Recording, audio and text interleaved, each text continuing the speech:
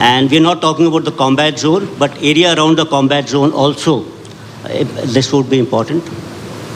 In such kind of an warfare, hybrid warfare, I think we should also look at close collaboration between the state government and the local police. So it's a kind of an whole of government approach which is able to look at such kind of an warfare.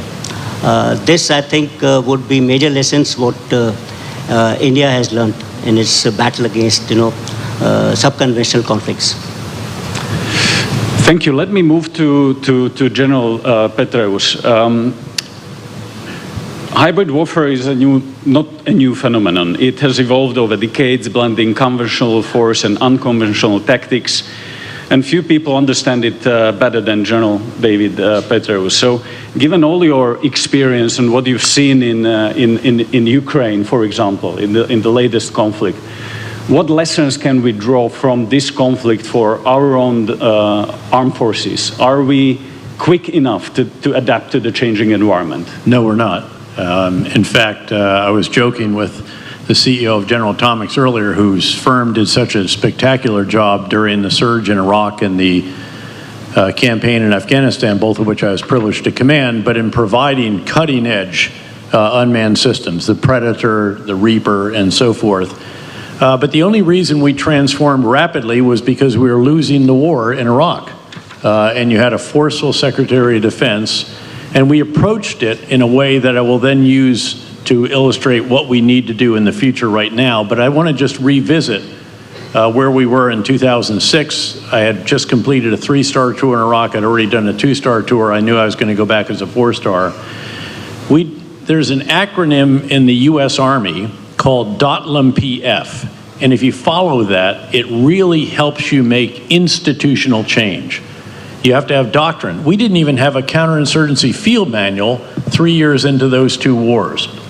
We wrote one faster than it's ever been done before in less than a year. So now you have the concepts, the doctrine, the intellectual foundation for the operations you're carrying out. You have to change the organizational structure, the O.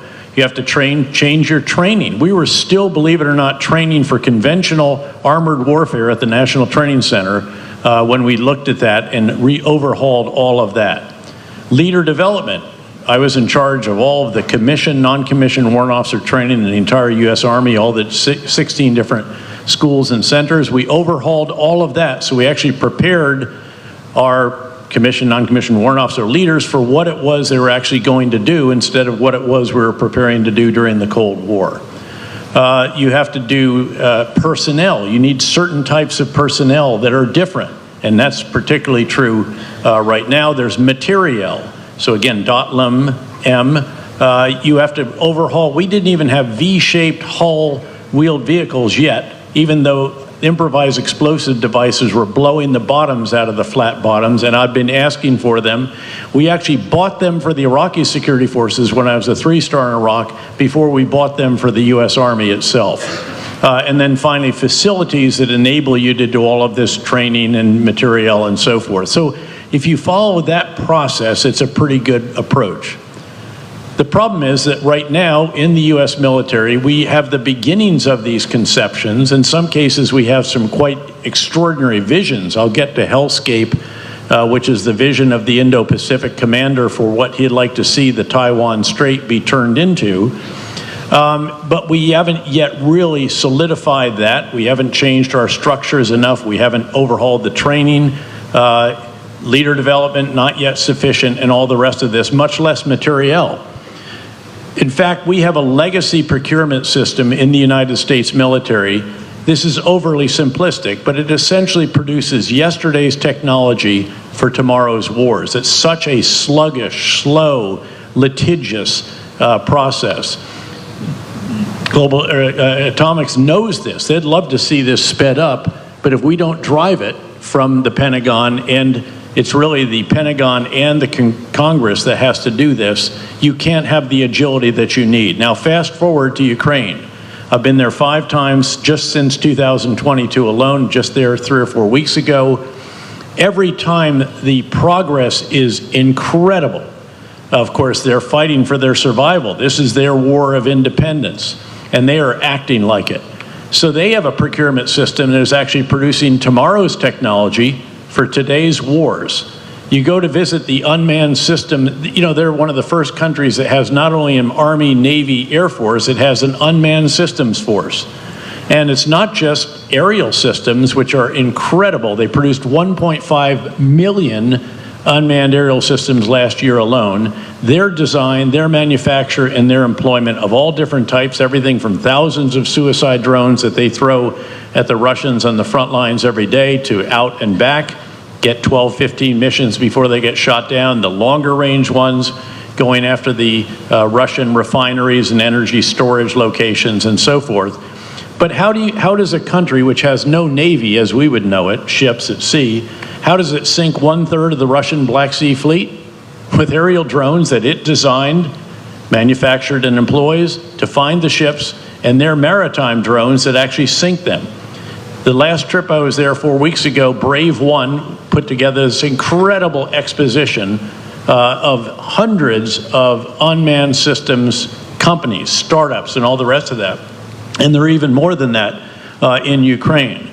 And it's not just limited, again, to air or maritime. There's also ground systems now. There are remotely controlled vehicles. Much of their logistics back and forth to the front lines is actually remotely controlled because those locations, this frontline area is so lethal on either side. By the way, aircraft there's no close air support as we would have understood it in the past. The close air support is the unmanned systems that they're throwing at each other. And again, a very, very lethal space with electronic warfare, kinetic air defense, and ballistic missile defense, and so forth as well. And we need to learn much more rapidly from that if we're to deter, because of course what we want to do is ensure that a potential adversary recognizes that we have the means and also the willingness to use those means in certain conditions. And that's what we want to do. So now if we look at, for example, the idea of hellscape, this is all out there. There was an interview with the Indo-Pacific commander not long after he took command. He was previously the Pacific Fleet commander, so he knows that area well, which laid out in his terms, he wanted to turn the Taiwan Strait into a hellscape.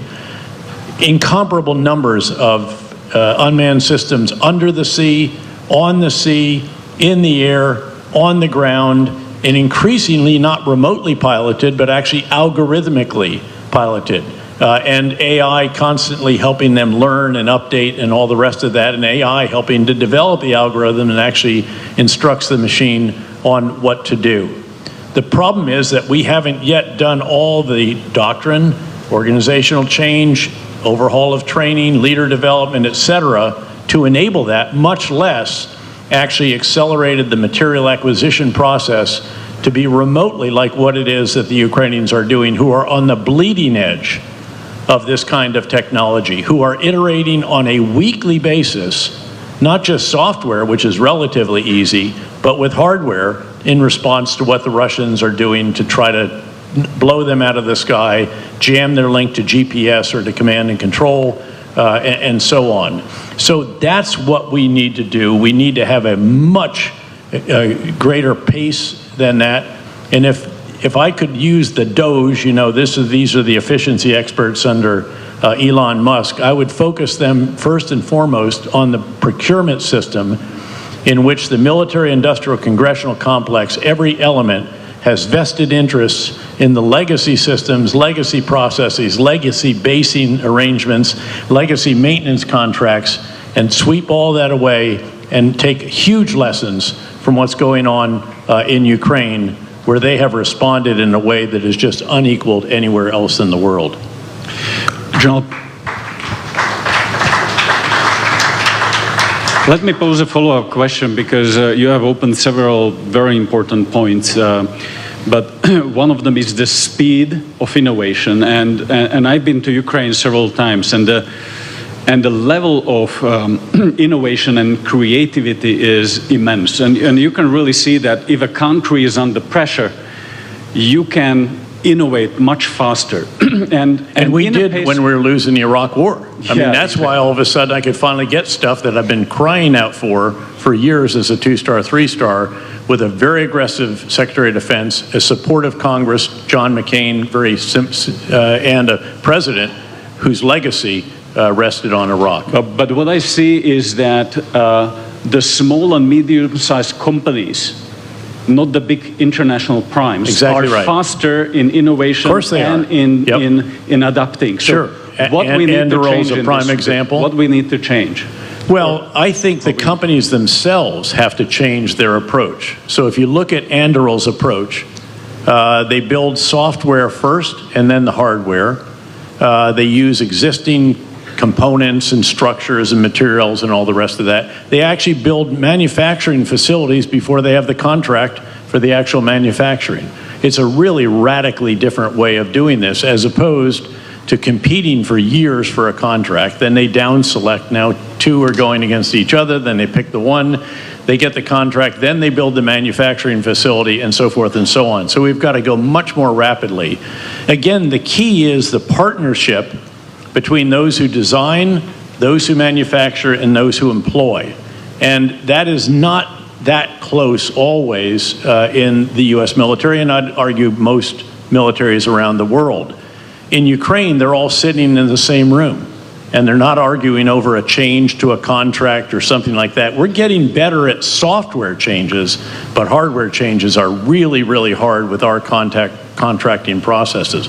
So we have far and away, we have a defense budget that's not just bigger than all of our 31 or whatever allies, NATO allies put together, it's 2-point-something times that, but we still are not out on the bleeding edge the way the Ukrainians are. And of course, that's just one component of potential future wars, although we're seeing a lot of that in Ukraine, although I would just end by saying, what you have in Ukraine is the ultimate hybrid warfare. You actually have World War I trenches and minefields and no man's lands and heavy artillery and all the rest of that. You have hardware that's largely familiar to those of us who were in the front lines of the Cold War, which thankfully never turned hot. And then you have this over top of all of it and in and among all of it, again, this very, very cutting edge unmanned capabilities that we very much need to learn from. And by the way, when the guns do fall silent there, the manufacturing colossus in the defense space in Europe is going to be Ukraine. I absolutely agree with that. Yeah, and thank you for all those points. I'm sure we'll come back to some of them. And I've been sanctioned by Putin, if I didn't mention that, by the way. You're doing a Happily, good job. Yes. Yeah. Since he beat me out for Time Person of the Year in 2007. Let me come back to India and to Vivek Lal. Launched by President Biden and Prime Minister Modi, the United States and India started an initiative on critical and emerging technology back in 2022. As a part of this initiative, General Atomics initiated projects in India in defense and aerospace technologies, including drones, radars, and related systems. How does this cooperation help India to tackle the hybrid threats, and what do you foresee what kind of challenges in integrating these technologies into existing defense infrastructure? Yeah, absolutely. So just piggyback on General Chauhan's excellent comments, as well as what General Petraeus just said, and having talked with former prime ministers I see in the audience, Abbott and Bill, I think speed is, of course, the essence of any endeavor these days, and whether in the defense security space or the energy security space. And as I hear the conversations at Raisina, I can't help but distill down to 6 areas that I think need absolute immediate attention from like-minded nations. And the first would be persistent surveillance. Persistent surveillance deters conflict, it deters wars, and we don't do enough. We need to do more of that individually and collectively. The second aspect that has been brought out by some, we need robust data sharing. Robust data sharing, not just by partners and allies, but robust sharing even within one's organizations like General Petraeus just mentioned. The third piece, and General Chauhan alluded to this, which is very critical, is the human resource factor, and the fact that training and cooperation in training, especially in special forces training, I think is very critical. Another point is electromagnetic spectrum dominance. I think that is very critical moving forward. You can collect all sorts of data, but if you do not put it in an order where you can actually see a real-time operational picture and therefore be able to respond, the data will just remain data. Finally, the ability to deliver mass in numbers. We've seen that in the recent conflicts. Ability to have loitering munitions in the numbers required. And kind of a wrapper over all this is logistical dominance. That is going to be critical in moving forward. And certainly the U.S.-India relationship is, I think, very robust. There's been a lot of great strides made. Indian industry is world-class, I think, with not only the large, medium, small, but also the startup community. And we've had great success working together with Indian industry. Congratulations! Congratulations on the good job that you've been doing. Let me turn to Maggie Spencer. Maggie, do you want to react? No, I just okay. Yeah, you didn't hear me. I was congratulating you on a great job you have done here. Yeah. So let me turn to Maggie Spranger. Maggie, you have deep experience in investing in emerging technologies that shape global security. In today's hybrid threats landscape, where adversaries leverage AI, automation, and cyber tools, how has the changing relationship between government and private sector affected modern national security and defense strategy? I think that's one of the most significant inflection points and questions in terms of strategic affairs since the Cold War to frame. As militaries around the world are grappling with rapid technological change, we're finding ourselves in a moment where the very foundations of not just deterrence but sovereignty are being rewritten. To be very clear, the state's monopoly on strategic capabilities has fractured. To your point, General, the capabilities that are being produced in Ukraine right now are tethered to a nation state, but for $10,000 and a chip on the shoulder, I think we're going to see these fall into the hands of non-state actors in a way that totally shifts the legacy power structures. The character of competition has changed. Today's threats are persistent, they're multi-domain, and they operate below traditional thresholds of armed conflict. Hal Brands actually writes beautifully about this. He talks about deterrence in hybrid warfare facing the fundamental challenge of credibility when dealing with deliberately ambiguous and deniable actions. Traditional deterrence theory just assumes that we have attribution and proportional response capabilities. So how do we frame how we think about responding to, preventing, providing that incentive to not attack? Our adversaries are exploiting the seams between military and civilian domains, between government agencies, between sovereign states and the private sector. Traditional defense structures, to your point, General, are hierarchical, they're centralized, they're very process heavy, and they're very slow.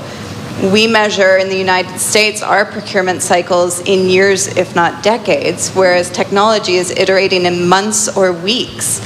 This is a gap that is widening and needs to go in the other direction.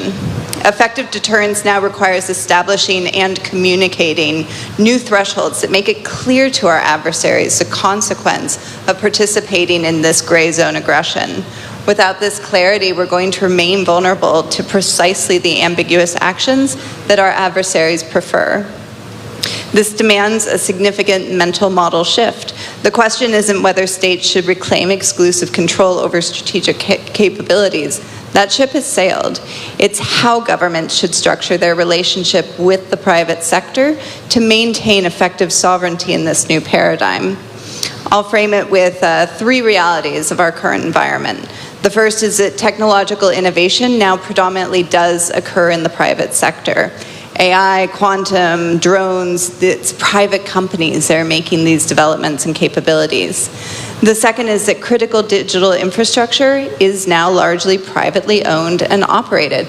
We're seeing in the Ukrainian war in real time the effect of Elon Musk's decisioning around whether Starlink is turned on or off. This is fascinating from a power perspective and terrifying from the reality of how to engage with war. Finally, the information flows now transcend traditional boundaries. Digital platforms can amplify or negate military effects. They shape public perceptions, and they mobilize populations, all outside of traditional government control. These realities require a hybrid. The approach demands a sophisticated understanding of the adversarial decision calculus and value systems, which is not always easy when we don't know who we're fighting, but knowing not just the capabilities, but what they value. I think you have also a book coming out soon. Do you wanna say a few words about it? It's called Innovation Empires, and it explores exactly what we're talking about today, the historical relationships. We use analogies of history to talk about what's happening today, but what's happening today is happening so much faster and so much more impactfully than it has historically. So it's looking at the ways that power is shifting from sovereigns to private markets to potentially individuals. Can I make a small comment? Please. Yeah, basically it's about partnerships, which Vivek was talking about. I think partnerships is all about give and take. As far as India is concerned, we have a large ecosystem for research and development, the largest academia, the largest number of STEM graduates, and maybe a very big startup ecosystem in India. And this can be actually used by West, US or Europe actually, to be used. So it's a two-way traffic in which, say, the Americans have started with that Index X kind of a program, in which Indian academia will look at problems which the Americans are facing, or problems which our military are facing can be looked at by the Americans. So that, I think, is a very good model. As far as technologies are concerned, means India needs more technologies at a faster rate. Now, we cannot allow a technological gap between us and another adversary. So hence, we know that where we stand. And some of these technologies, whether they are present, like he spoke about technologies which are for ISR, whether it's for communications, and so emerging technologies like artificial intelligence, quantum, etc. There's a lot actually which countries can do. And over here, I think the geographies are favorable to us. In the sense, when you look at cyber or space technologies, geography is irrelevant actually. In fact, if you are at the other side of the world and you're of a different time zone, it helps, because while one part is sleeping, the other part is awake and looking at those kind of threats. And similarly for space technologies, in fact, distance actually helps actually in space technology. So we are natural partners, and there is a huge base. And what Jan Petrios spoke about, he spoke about the problems in legacy system continuing and this procurement system being slow. Means it absolutely resonates with what's happening in India. Similarly, we have problems like our procurement procedures are so slow that it's difficult to imbibe technology at a rate which the armed forces would want. Yeah, very good comment. Let me bring in Pavlina here, because I think she brings another angle, vital angle into the conversation, as she looks at hybrid warfare and how it is impacting different parts of society. Some of your latest research focused on, for example, the gendered impacts of data weaponization. So how does hybrid warfare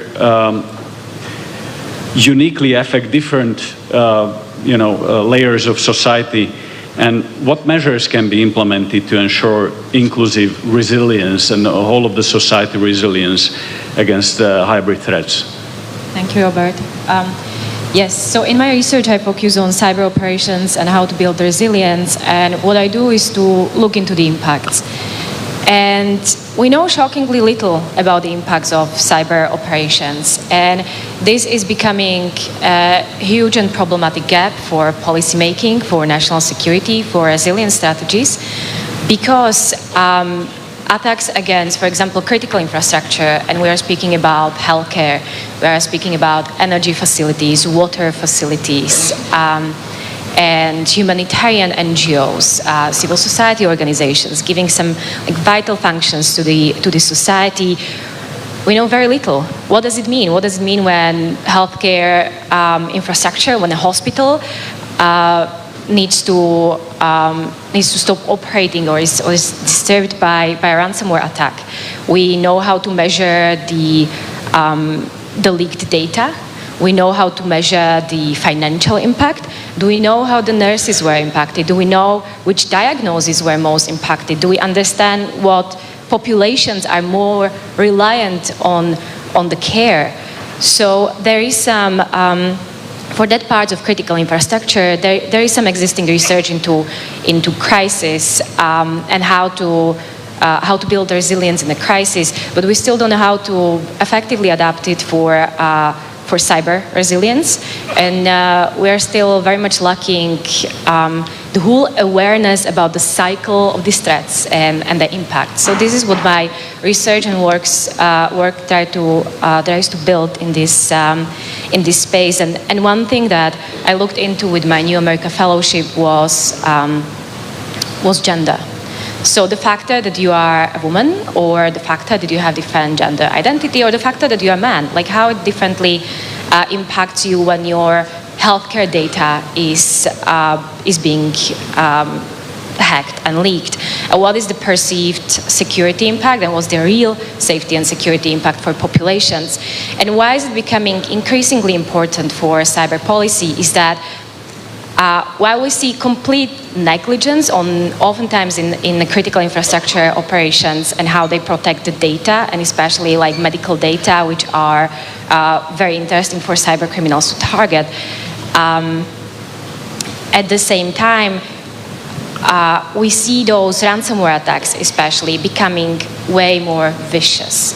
So we see not only the financial part which we are used to, so I target you as a hospital because you have this data and I'm going to seek ransom for you and the financial impact, but because these proxies and cyber criminals operate from certain sanctuary countries, they're also in line with their foreign policy. And if they attack the adversarial countries and hospitals in those countries, they will be purposefully leaking those data, and they will be purposefully inflicting harm on the populations just because they can, and just because they try how it impacts the resilience of the country. And it's something like a death by 1,000 cuts. So you go through, you have every single year you have increasing impact of ransomware attacks, increasing impact of data, and yet because it's happening in kind of distributed way, it's not yet acknowledged as a huge impact for national security and national security positioning. Thank you. I think all of you have spoken about the fact that today's security is really interconnected. And it's not about only traditional warfare. It's about cyber, about hybrid, about information warfare.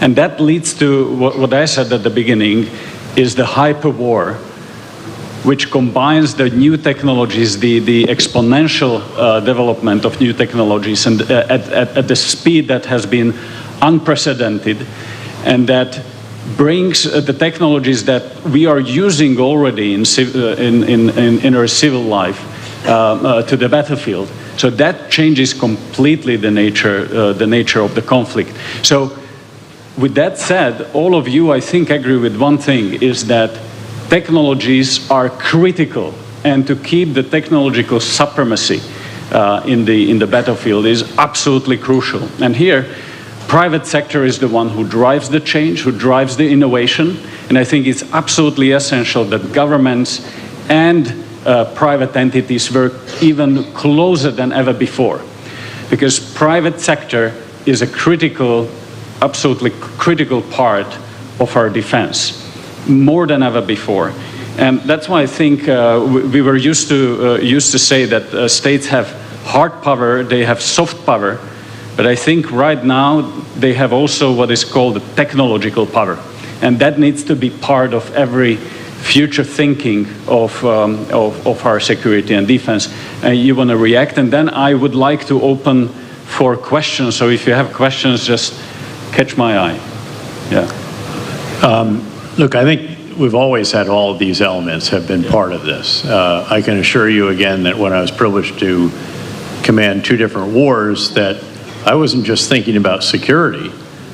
Security is the foundation. Without it, you can't do anything else. As was famously said in Vietnam by one of the iconic figures of that war, security may be 10% of the problem or 90% of the problem, whatever it is, it's the first 10% or the first 90%, but then you solidify security by what you do in all the other realms, and it includes all of it. I had actually 2 advertising agencies working for me. One is actually sort of a political campaign organization.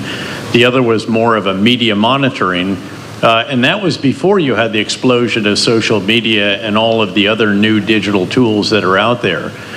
We had all the economic tools. We rebuilt the entire oil infrastructure of Iraq. I monitored how many barrels were produced and how many were exported. We got all the electrical grid going again, the towers back up. We monitored the megawatts put on the grid. All of this has always been part of this.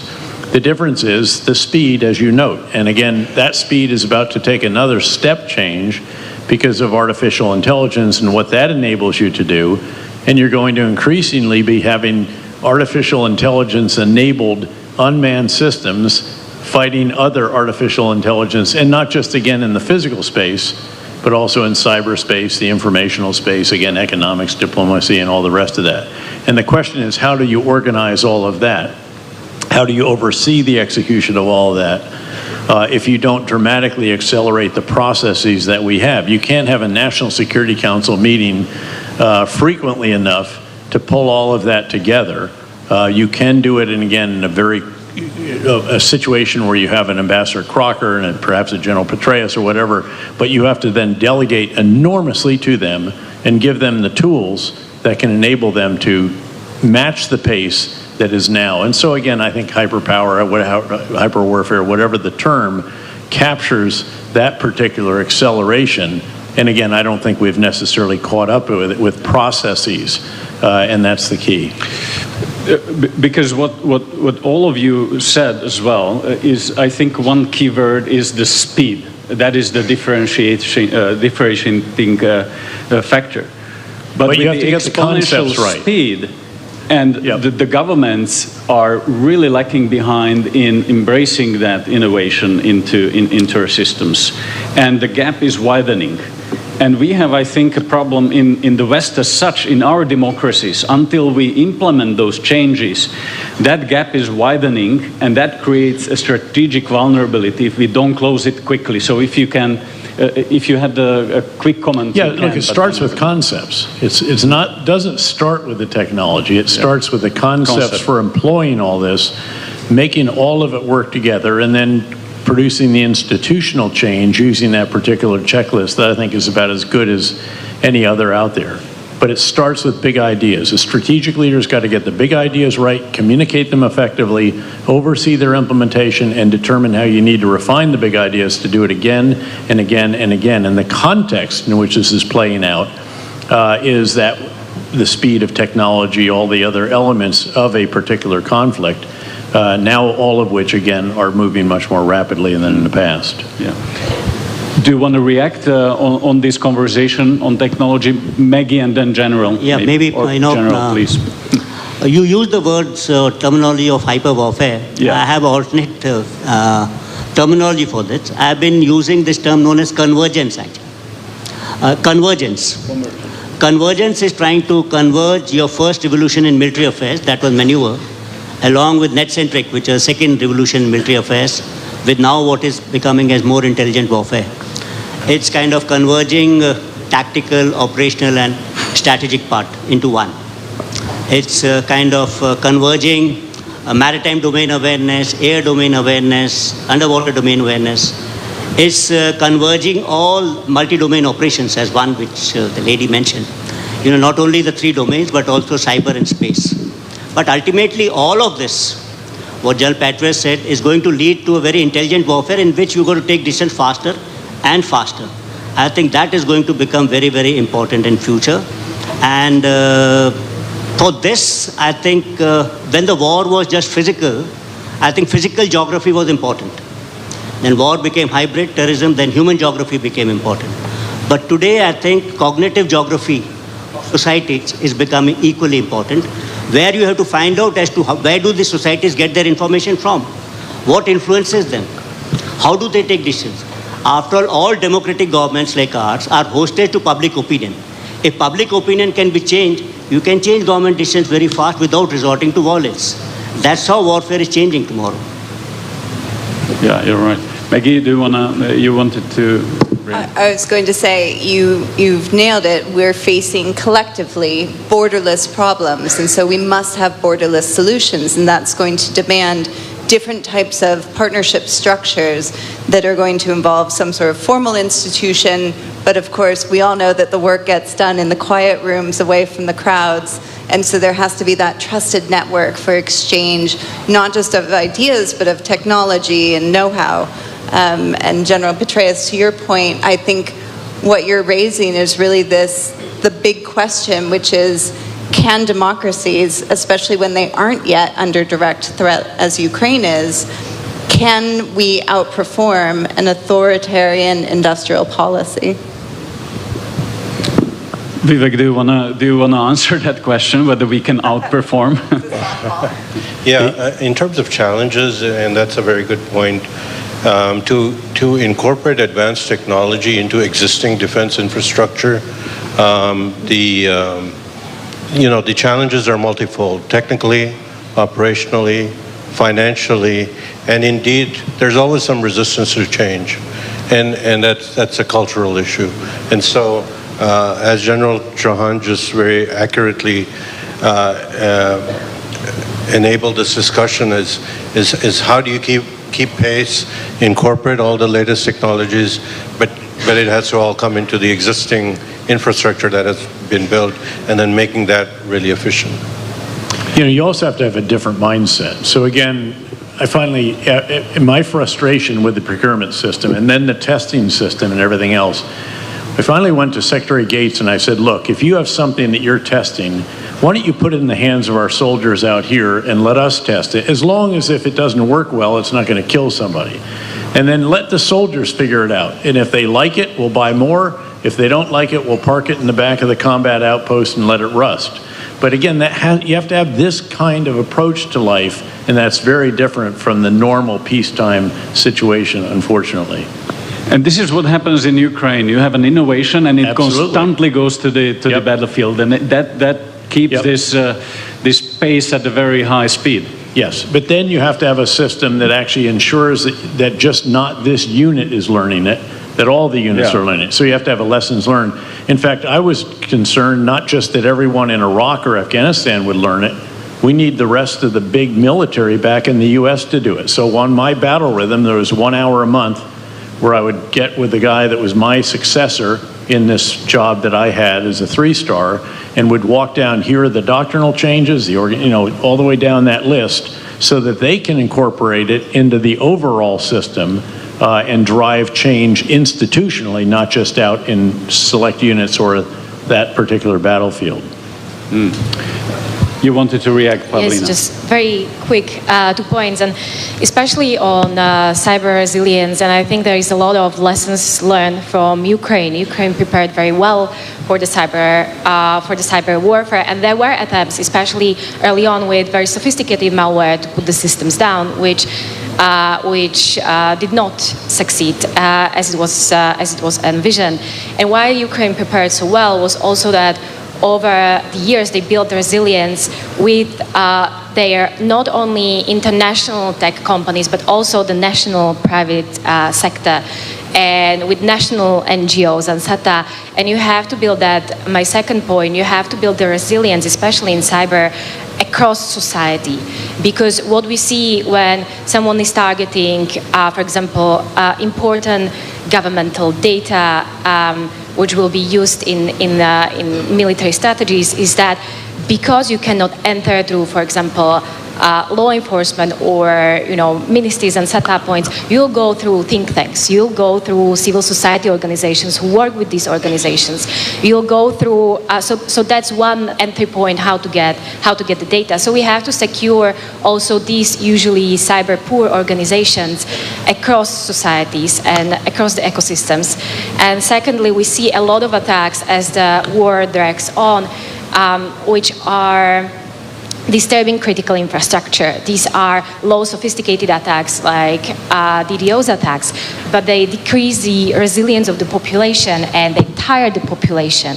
So we have to kind of like increase that preparedness across our populations, because the quotation I really like for protecting critical infrastructure is like, we live in glass houses and people are about to start throwing rocks, and we have to prepare for that. Thank you. And I've seen Shub already signaling me that we are getting to the end. So I really would like to give at least a few questions to the audience. So let us, just very short questions. Let us take two from here and one from the other side. Yeah? Namaste all. My question is to General Anil Chauhan, sir. Sir, apart this side, sir, towards the left. So apart from wars, when we speak about enhancing resilience amongst India, as an NCC cadet myself, I see National Cadet Corps as one of the important institutions.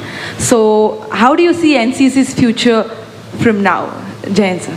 So let me also take one question from the back and then one question from the right. Okay, thank you so much. I'm Murat, political scientist from Azerbaijan. So my question is about the implications of the changes of warfare, which we're talking about, for global governance. Like we see there's intensity and of war and the vehemence of it have greatly increased. I mean, not only in Ukraine, we can see it from Gaza, from Sudan, Yemen, many other places. So what do you think it means for the global governance, and what can the major states do to alleviate the impact of that of human life in general? Thank you. Good morning. Good morning. Thank you. Yeah. Yes. Good morning and Jai Hind to the panel. My question is to General Chauhan, sir. Sir, you have been very vocal about AI, quantum, data, and valor needs to be integrated with the technology. In terms of 2025 being the year of defense reforms, and in terms of hybrid warfare, how are armed forces advancing on network-centric to data-centric warfare, UAS doctrinal classification, which you've mentioned a lot in the past, and AI-driven decision-making for upcoming joint theater commands, specifically as India is taking a bottoms-up approach and consensus approach for theater commands. Thank you and Jai Hind. Yeah, all good questions. So let us, and we have, we have only less than 1 minute, Shub, so I think we can have a little bit more. So let me very quickly start by you, General. And that's then, first to that lady who's been associated with the NCC. The wars are not fought by armed forces alone. Nations fight wars. And NCC actually prepares a national base amongst the people of the country, populace of the country, to train them during war and crisis. So I think NCC will always find a place in our national security architecture. And that's why NCC, as an organization, is placed under the Ministry of Defense. There was a second question over here, which a gentleman wanted to know. How are we transiting from net-centric to data-centric? Yeah, data-centric kind of warfare. Thank you. In fact, during the Aero India, I think Honorable Raksha Mantri had released a particular document, which was an unclassified version of multi-domain operations in net-centric warfare.